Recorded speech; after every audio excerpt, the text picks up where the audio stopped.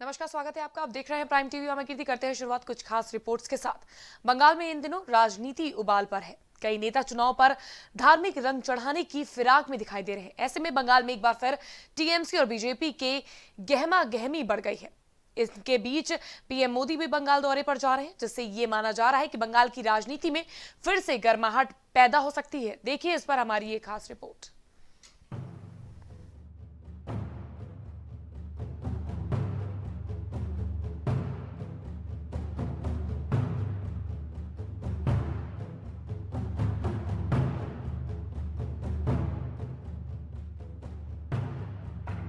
बंगाल में राजनीति चरम पर है। कोई मुस्लिम कार्ड खेल रहा है तो कोई सीता देवी को लेकर चुनाव पर धार्मिक रंग चढ़ाने की फिराक में है। बंगाल में इस बार चुनाव काफी दिलचस्प होने वाला है। टीएमसी और बीजेपी के बीच इस बार कड़ी टक्कर देखने को मिलेगी। बीजेपी ने बंगाल फतेह करने के लिए जेपी नड्डा और कैलाश विजयवर्गीय जैसे सितारों को मैदान में उतार दिया है। वहीं कई बार खुद गृह मंत्री अमित शाह भी बंगाल के मैदान में चुनावी बिगुल फूंकते दिख ही जाते हैं।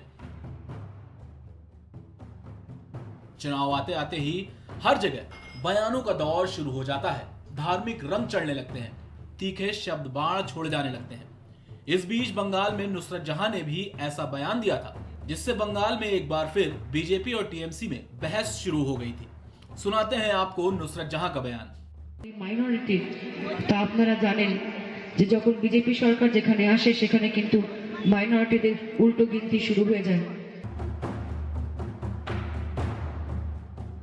तो सुना आपने कि क्या कहा इन्होंने। चुनाव आए नहीं कि नेताओं द्वारा अनाप शनाप बयान शुरू हो जाते हैं। खैर ये बात कोई नई नहीं। जब जब चुनाव आते हैं तो राजनेता धर्म के नाम पर लोगों को बांटने में लग जाते हैं।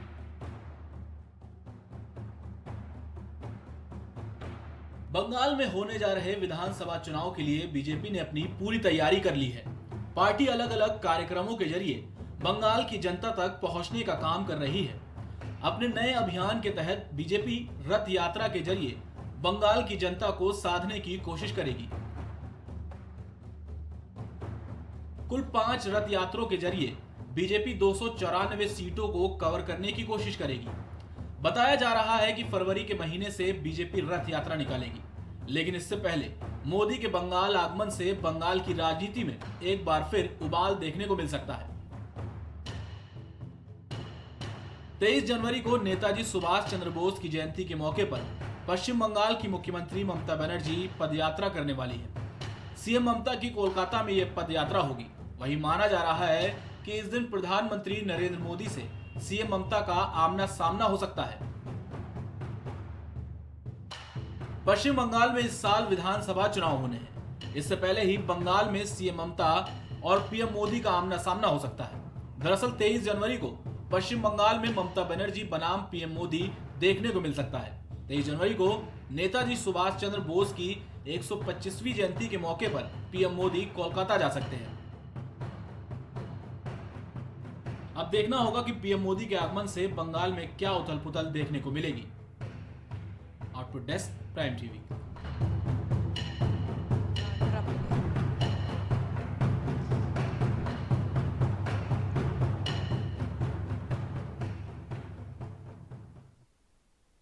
Doctor APJ Abdul Kalam technical university यानी कि एकेटीयू के सेंटर फॉर एडवांस स्टडीज ने प्रदेश की पहली और देश की 5वीं अत्याधुनिक आर्टिफिशियल इंटेलिजेंस लैब तैयार कर ली है। करीब 10 करोड़ की लागत से तैयार इस लैब में सामान्य कंप्यूटर से लाखों गुना तेज डेटा प्रोसेसिंग की जा सकती है। तो आइए जानते हैं इस सुपर लैब के बारे में हमारी इस खास रिपोर्ट में।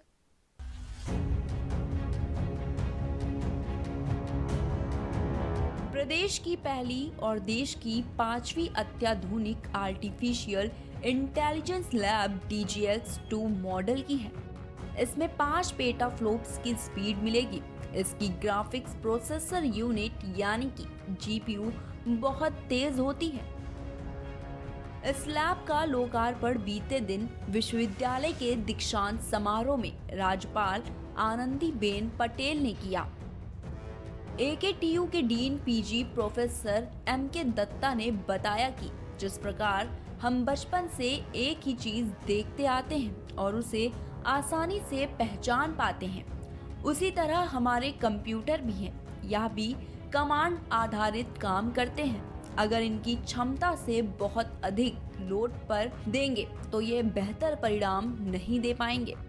इसके लिए इनके स्कैनिंग होनी बहुत जरूरी है। आज हमें जिस तेजी से डेटा प्रोसेसिंग की जरूरत है, इसमें यदि सामान्य कंप्यूटर से काम करें तो 10 साल का समय लग जाएगा। वहीं आर्टिफिशियल इंटेलिजेंस लैब के माध्यम से जटिल चीजों को भी आसानी से 1 घंटे में हल किया जा सकता है, क्योंकि इसका लर्निंग प्रोसेस बहुत तेज है। यह लैब सामान्य कंप्यूटर से लाखों गुना तेजी से काम करेगी। इस सुपर कंप्यूटर लैब का उपयोग क्लिनिकल मेडिसिन के क्षेत्र में बहुत बेहतर तरीके से हो सकता है। इसके साथ ही कोई भी हेल्थ केयर एप्लीकेशन बना सकते हैं। बायोटेक्नोलॉजी, मैनेजमेंट, केमिकल या मैकेनिकल इंजीनियरिंग में भी अच्छे परिणाम ले सकते हैं। उन्होंने कहा कि इस लैब से सरकारी विभाग, इंडस्ट्री व शिक्षण संस्थान भी बेहतर परिणाम पा सकते हैं। यह अत्याधुनिक सुपर कंप्यूटर AI लैब अभी IIT Jodhpur, IIT Hyderabad, CDEC व एक अन्य प्रतिष्ठित संस्थान में मौजूद हैं। प्रोफेसर दत्ता ने बताया कि आर्टिफिशियल इंटेलिजेंस लैब के प्रयोग के लिए किसी को लखनऊ स्थित गैस आने की जरूरत नहीं है। यह लैब एक सर्वर है। हम जिसे भी इसका एक्सेस देंगे वो इसका प्रयोग नोएडा या गोरखपुर कहीं से भी कर सकेगा। इसलिए AKTU से संबद्ध संस्थानों के विद्यार्थी व शिक्षक अपने संस्थान से ही इसका लाभ ले सकेंगे। उन्होंने बताया कि हमारा लक्ष्य है कि 1 साल में अलग अलग ग्रुप बनाकर इसके बेहतर प्रयोग के लिए ट्रेनिंग देंगे, ताकि आने वाले समय में इस पर अच्छा काम हो सके। ज्यादा लोगों के प्रशिक्षित होने से इसका ज्यादा बेहतर परिणाम समाज की बेहतरी के लिए मिल सकेगा।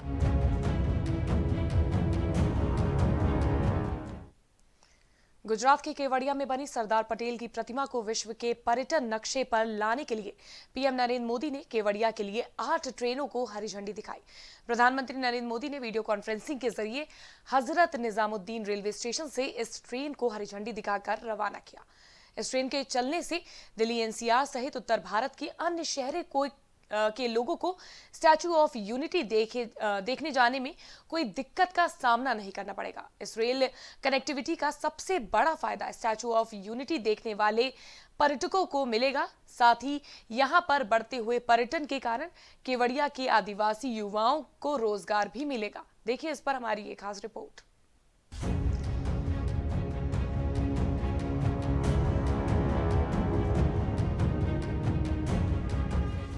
सरदार वल्लभ भाई पटेल की प्रतिमा स्टैचू ऑफ यूनिटी देखने के लिए गुजरात के केवड़िया गांव जाने में अब आपको आसानी होगी। दिल्ली से अब केवड़िया गांव के लिए सीधी ट्रेन चलेगी। अभी वहां तक सीधी ट्रेनें नहीं थी। लोगों को वडोदरा के बाद सड़क मार्ग से जाना पड़ता था। अधिकारियों का कहना है कि फिलहाल ये भी अन्य ट्रेनों की तरह विशेष ट्रेन के रूप में चलेगी। यात्रियों को भारतीय रेलवे खानपान और पर्यटन निगम लिमिटेड की वेबसाइट या मोबाइल ऐप से टिकट बुक कराना होगा। इसके साथ ही प्रधानमंत्री नरेंद्र मोदी गुजरात के नर्मदा जिले में स्टैचू ऑफ यूनिटी के पास बने नए केवड़िया रेलवे स्टेशन का भी उद्घाटन किया। गुजरात की मुख्यमंत्री विजय रूपाणी ने जानकारी दी कि PM मोदी ने वडोदरा को केवड़िया से जोड़ने वाली एक ब्रॉड गेज लाइन का भी उद्घाटन किया है। रेलवे से संबंधित अन्य परियोजनाओं का भी उद्घाटन किया गया। इसमें दाभोई, चंदोद और केवड़िया के नए स्टेशन भवन शामिल हैं। आपको जानकर ये खुशी होगी कि केवड़िया स्टेशन भारत का पहला ग्रीन बिल्डिंग सर्टिफिकेशन है। रेल मंत्री पीयूष गोयल ने कहा कि इन ट्रेनों का डिजाइन बेहद शानदार है। इन ट्रेनों की यात्रा के दौरान लोग मां नर्मदा की घाटियों को मनोरम दृश्य का आनंद उठा सकेंगे। केवड़िया में अब स्टैचू ऑफ लिबर्टी से भी ज्यादा लोग सरदार पटेल की प्रतिमा स्टैचू ऑफ यूनिटी को देखने के लिए पहुंचते हैं। अब तक 50 लाख लोग इस प्रतिमा को देख चुके हैं। एक अध्ययन के मुताबिक कुछ दिनों बाद यहाँ रोजाना 1 लाख लोग स्टैचू को देखने पहुंचेंगे। वीडियो कॉन्फ्रेंसिंग में पीएम मोदी ने कहा कि अब केवड़िया देश का कोई छोटा मोटा शहर नहीं रह गया। भारत के इतिहास में ये पहली बार हुआ है कि एक साथ 8 ट्रेनों को हरी झंडी दिखाई गई है। हजरत निजामुद्दीन रेलवे स्टेशन पर आयोजित कार्यक्रम में केंद्रीय स्वास्थ्य मंत्री डॉक्टर हर्षवर्धन और रेल मंत्री पीयूष गोयल भी शामिल थे।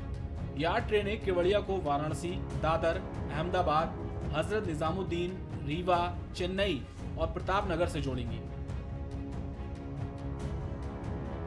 इस योजना के साथ ही भारतीय रेलवे के मैप पर विश्व की सबसे बड़ी प्रतिमा स्टैचू ऑफ यूनिटी को भी जगह मिल गई। केवड़िया जगह भी तो ऐसी है। इसकी पहचान देश को एक भारत श्रेष्ठ भारत का मंत्र देने वाले सरदार पटेल की दुनिया की सबसे ऊंची प्रतिमा में से है। केवड़िया रेल कनेक्टिविटी से आदिवासी भाई बहनों का जीवन भी बदलने जा रहा है। Output desk, prime TV. तो देखा आपने कि अपने देश की स्टैचू ऑफ यूनिटी को वर्ल्ड मैप में मार्क करने के लिए कैसे देश के प्रधानमंत्री नरेंद्र मोदी ने लोगों की सुविधा के लिए 8 ट्रेनों को हरी झंडी दिखाई। वहां पर पर्यटक अब बिना परेशानी के पहुंच सकते हैं।